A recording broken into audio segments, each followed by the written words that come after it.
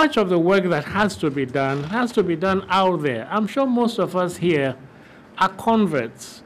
We are all in favor of abolition of the death penalty. But the challenge is, how are we going to convince the people out there who don't believe in abolition of the death penalty? That's the work that needs to be done. And there is a lot of sensitization that needs to be done. This is not the forum to go into the debates, the arguments for and against abolition or retention. But I think, you know, the most compelling argument for abolition is what we saw in the video, where people who were innocent had been convicted and they had been sentenced. And then there are those also who were on death row.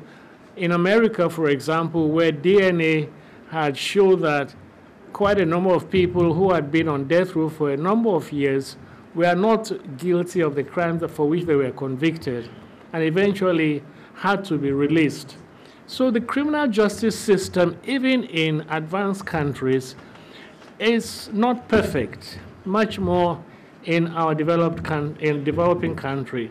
So there are quite a number of situations where innocent people are convicted for crimes they did not commit, and the death penalty is irrevocable.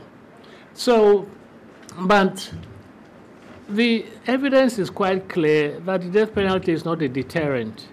And so for those who want to retain it because they think it's a deterrent, we have to demonstrate to them that the evidence is clear that it's not a deterrent.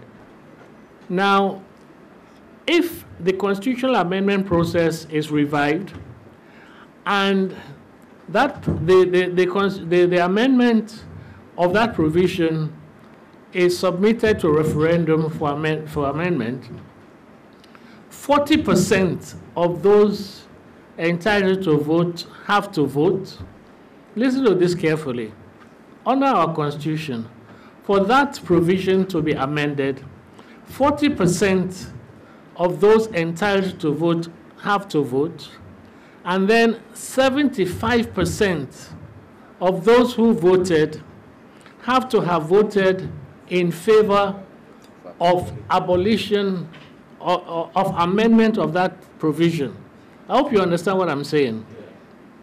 In other words, it's not for the president to say, I have abolished the death penalty. It's a constitutional matter because it is an entrenched provision, and the only way you can get it out of the Constitution is by amending that provision in the Constitution.